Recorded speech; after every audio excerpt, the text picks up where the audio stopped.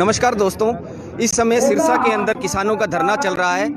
किसान जो हैं कृषि अध्यादेश को लेकर लगातार विरोध कर रहे हैं। इस समय किसानों के बीच में पहुंचे स्वराज पार्टी के राष्ट्रीय अध्यक्ष योगेंद्र यादव जी, हम उनसे खास बातचीत करते हैं। यादव जी, इन अध्यादेशों को लेकर क्या नुकसान मान लो से राय नहीं की गई, जबरदस्ती किसान के सर के ऊपर गिफ्ट मारी जा रही है, मांगी नहीं, जिसे मांगा नहीं वो गिफ्ट दी जा रही है।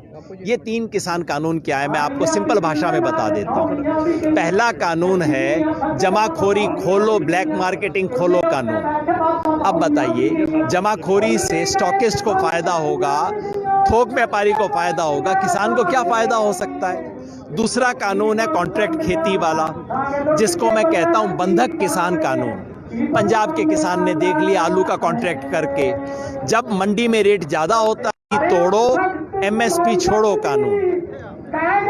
सरकारी मंडी के सामने प्राइवेट मंडी लग जाएगी, 1 साल 2 साल 150 रुपए फालतू दे देगी और उसके बाद मंडी हो जाएगी बंद और कहेंगे अब जो दाम देना है तो दे, नहीं तो जा।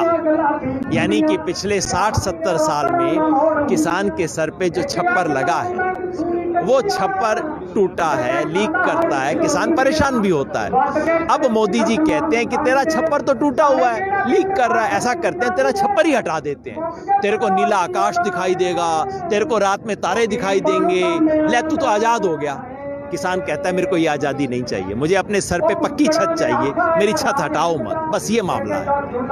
तो अब तो ये कानून की शक्ल ले चुके हैं अध्यादेश, तो इसको लेके तो एक नया कानून लाना पड़ेगा कि एमएसपी की गारंटी हो या वो हो, उसको लेकर क्या रणनीति रहेगी किसान से? सर जी, जैसे यहाँ पे कानून पास होते हैं वैसे ही फेल भी हो जाएंगे। यहाँ 10-10 मिनट में कानून बनते हैं, 1 घंटे में संविधान बदल दिया जाता है।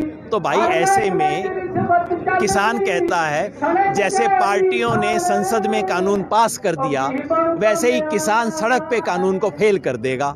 पंजाब के किसान ने तो कर दिया, अब हरियाणा का किसान भी अपनी पे आ गया है। देश भर का किसान खड़ा होगा, सरकार की हिम्मत नहीं है, सरकार को अमेंडमेंट करना पड़ेगा, इन्हें वापस लेना पड़ेगा, नहीं तो किसान चुप करके नहीं बैठेगा इस देश में।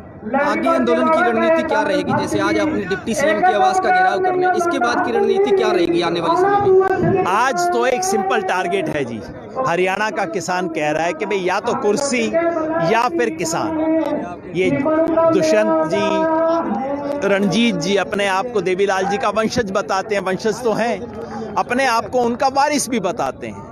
तो अब उन्हीं के जिले का किसान आके कह रहा है कि भाई तुम अपने आप को किसान का वारिस बताते हो ना, तो छोड़ो कुर्सी, आओ किसानों के बीच में बैठो, इन बिलों का विरोध करो।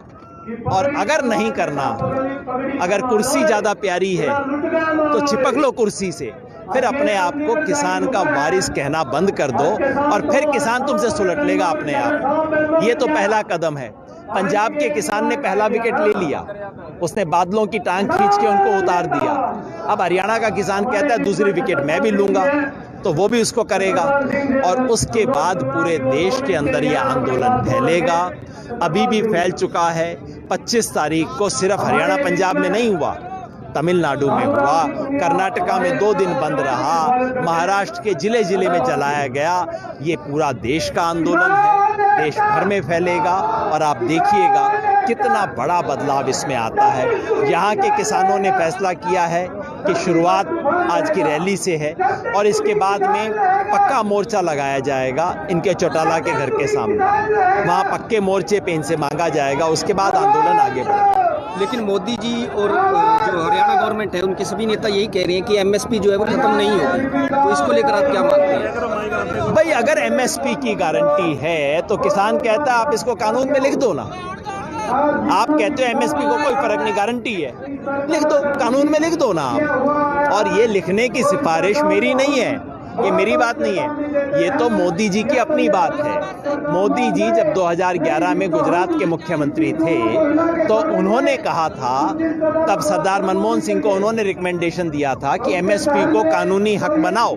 तो मैं कहता हूं मोदी जी आप मेरी बात मत मानो, किसानों की बात मत मानो, आप गुजरात के मुख्यमंत्री नरेंद्र मोदी की बात तो मान लो, बस यही चाहिए, कोई फर्क नहीं। शुक्रिया सर। तो ये थे हमारे साथ योगेंद्र यादव जी और वो बता रहे थे कि इन अध्यादेशों को लेकर केवल हरियाणा और पंजाब में ही नहीं पूरे देश में रोष है और आज जो है वो दुष्यंत चौटाला की कोठी का घेराव करेंगे और इसके बाद फिर आंदोलन की रणनीति बनाएंगे और आने वाले समय में भी उनका ये आंदोलन जारी रहेगा। और अभी कुछ ही समय में यहाँ पे कुछ जो पंजाब के गायक हैं वो भी पहुँचने वाले हैं। बताया गया कि हरभजन मान, अमृत मान, जस बाजवा जो पंजाबी गायक हैं वो भी यहाँ पहुँचने वाले हैं। और आपको बता दें कि इस किसानों के प्रदर्शन को लेकर जो है प्रशासन की ओर से बहुत ही कड़े इंतजाम किए गए हैं। करीब 12 जो पुलिस की कंपनियां हैं वो सिरसा में तैनात की गई हैं। करीब 12 जो है ड्यूटी मजिस्ट्रेट तैनात किए गए हैं। इसके अलावा 30 इंस्पेक्टर लगाए गए हैं और करीब 5 जगह जो है नाकेबंदी की गई है। दुष्यंत चौटाला और जो बिजली मंत्री हैं रणजीत सिंह, उनके घरों के आसपास भारी पुलिस बल तैनात किया गया है और शायद कुछ इस तरीके के टकराव के आसार भी बन सकते हैं, क्योंकि किसान जो है यहाँ से दोपहर में कूच करेंगे और भारी संख्या में, हजारों की संख्या में किसान यहाँ इकट्ठे हुए हैं दशहरा ग्राउंड में। करीब 1-1.5 किलोमीटर दूर है ये जगह दुष्यंत चौटाला के आवास से। यहाँ से किसान जो है दोपहर में कूच करते हुए जो है दुष्यंत चौटाला के आवास के बाहर जाएंगे। वहाँ भारी संख्या में पुलिस बल तैनात किया गया है और हो सकता है कि कुछ टकराव की आशंका भी बने। आपको बता दें कि लगातार जो है किसानों का आंदोलन जो है हरियाणा में जारी है। उसी कड़ी में आज सिरसा में भारी संख्या में किसान इकट्ठा हुए हैं। आप बने रहिए हमारे साथ फेसबुक लाइव पर, हम आपको इस आंदोलन की तमाम अपडेट देते रहेंगे। धन्यवाद।